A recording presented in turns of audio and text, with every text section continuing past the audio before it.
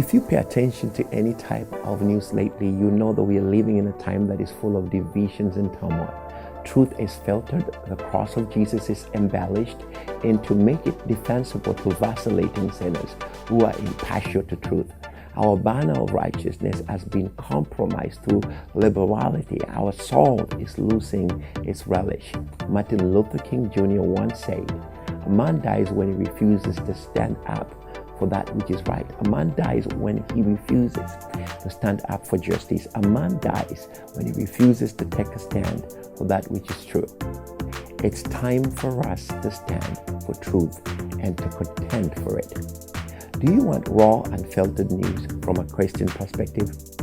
Along with insightful comments and analysis and regular updates to world's important stories that are affecting you as a believer, then click the subscribe button below to stay up to date with our latest video commentaries, and make sure to subscribe to this YouTube channel by clicking that subscribe button below.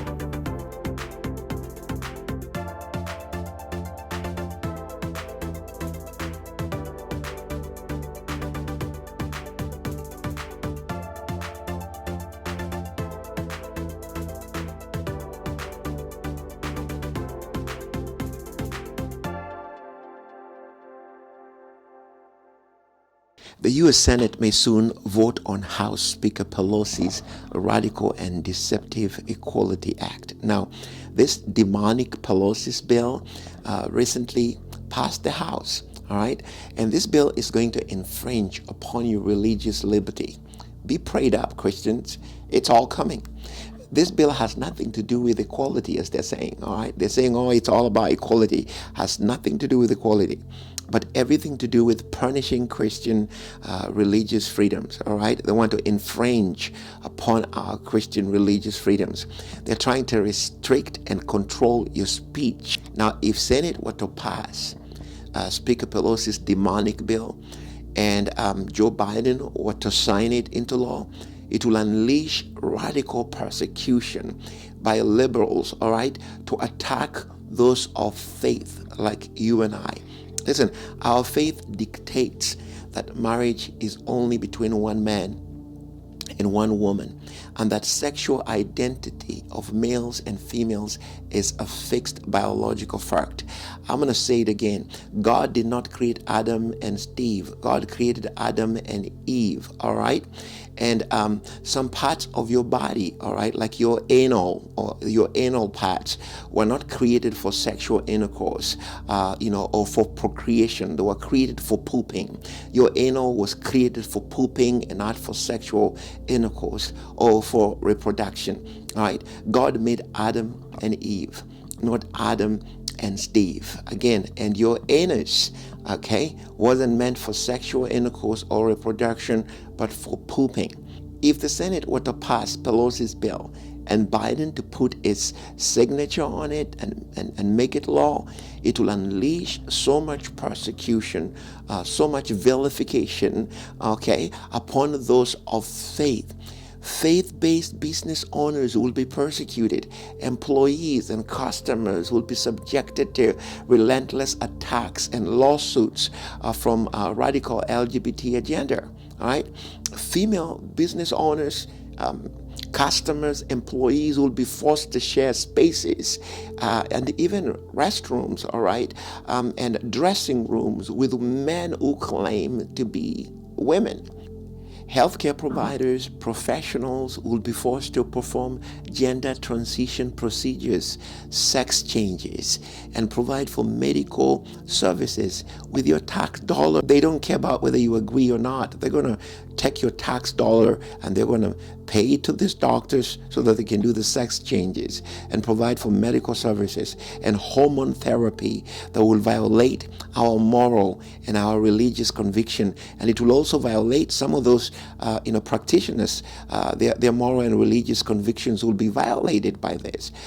Adoption and foster care agencies will be forced to place children in same-sex households and into homes of individuals suffering from gender confusion. Okay, so they're going to bring kids who are confused into homes of those who are already confused. Now, the ungodly Democrats want to force Christians to submit to their radical deviant behaviors and their depravity. All right? So they want to force these deviant behaviors and depravity upon you. You need to take action now by sending your U.S. senators a message to vote no on the Equality Act. And remind them that if they do not vote no now, okay, remind them if they do not vote no now, then the upcoming election, you're planning to vote otherwise. And you're planning to vote them out, okay, and send your indictment through your vote, okay? Vote them all out. Let them know that you're a value voter and these things are important to you and your faith and the free exercise of it thereof. I'm going to say something as I'm finishing here. Listen, there's nothing like, oh, I feel like I'm a woman, now I'm going to change my sexuality and become a man. There's nothing like that. You have no right. Listen, God created you a man or God created you a female. You can't change that. Doctors can't change that. Altering gender is playing God. When you're altering your gender, you're playing God. Because later on in life, you may decide that you want to come back, okay, and get back your old self that you got rid of. I'm not talking about spiritual eradication of the old nature, but you may want to get back, the real you that God created you to be later on in life, and that's going to be more surgeries and more tax dollar going out from your hard-earned cash, okay, to help somebody else have sexual transitions, from a man to a woman. I'm going to say this.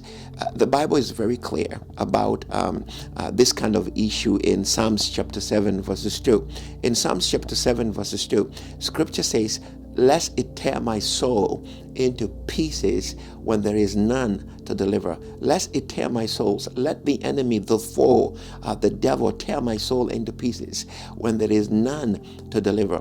That scripture right there, it's talking about a child growing up in a family.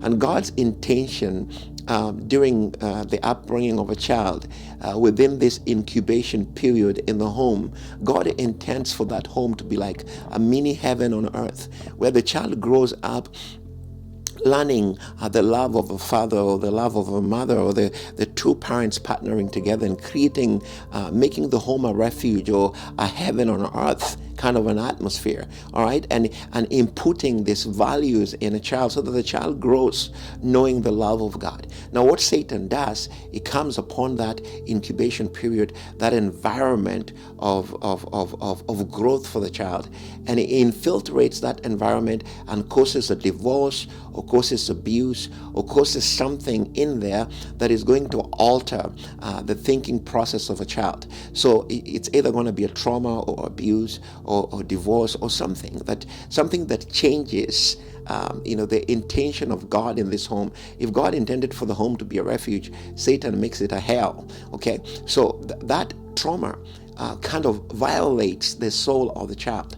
In the book of James, he says, a double-minded person gets nothing from God. The word double-minded there is the Greek word double sutros. Sutros actually means souls. So you could actually have two souls, and this is what we call fragmentation of the soul. So a fragmentation of the soul takes place, and the child, instead of believing what God intended for them to believe as they're growing up based on what they are observing and assimilating themselves into, they're quickly immersed into ungodliness and disorder, and that tears the soul or fragments the soul. And this is what leads to mental health or issues of mental health that we deal with later on in life. So when you see them coming out and saying, I want to be gay, I want to be a woman, I want to do this, it's not because they do not want to be who God created them to be, which is a man or a woman. They basically do not know how to confront those abuses and those issues that they have gone through, those fragmentations of the soul. All right. And the reason why I'm saying that you can have two souls is because later on in the book of Psalms chapter 23, David says, he restores my soul. How could you restore a soul if the soul wasn't torn into pieces in the first place? So there has to be a tearing of the soul into pieces, and then God promises to restitute or to restore those fragmented parts and make them whole again. Now, mental health is basically what they're trying to do is to tell you that you can try to fix those fragments with medicine. when the only way to deal with them is actually, you can't fix those fragments with medicine or by surgeries. The only way to deal with those is to confront those emotional issues and those wounds and those abuses and get healed from that. And the best way to do it is deliverance. All right. But now they're coming against your rights too. Like in Indiana now, in America, right here in the United States of America, in Indiana, they were trying to introduce a bill that will hinder any person that tries to help somebody who feels like, this is wrong. I want to follow the Bible and do the right thing. And they come to you as a deliverance minister to pray for them. The government wants to outlaw that. It's called conversion therapy. If you don't know, conversion therapy can hinder deliverance ministers or men of God or servants of God who are trying to use spiritual, biblical approved methods, to help people like that to reclaim their soul that has been scattered into pieces and bring it back into wholeness. They want to, limit your ability to do these things. So we won't be able to help people. And if we try to help them, then we are going to get persecuted. That's the danger of bills like this. So I want you to call your senator and tell them, if they do not vote no, the elections are coming and you're going to vote them out. And listen, if you're struggling with these issues, come in for help. All right, let us help you. Let us find those fragmented parts of your life that have been torn into pieces, and let us help you and find out biblical ways of dealing with that, instead of running into surgeries that are going to completely alter your makeup. Listen, God made you perfect. He says, fearfully and wonderfully made you are. Don't alter that. Don't play God with yourself. Don't play God and try to alter a creation that He made perfectly for His glory. Don't try to do that. Don't let all these idiots convince you into doing that. Come on, turn to God. He loves you and He's willing to heal those parts and make you whole again. Shalom. If you pay attention to any type of news lately, you know that we are living in a time that is full of divisions and turmoil. Truth is filtered, the cross of Jesus is embellished, and to make it defensible to vacillating sinners who are impartial to truth. Our banner of righteousness has been compromised through liberality. Our salt is losing its relish.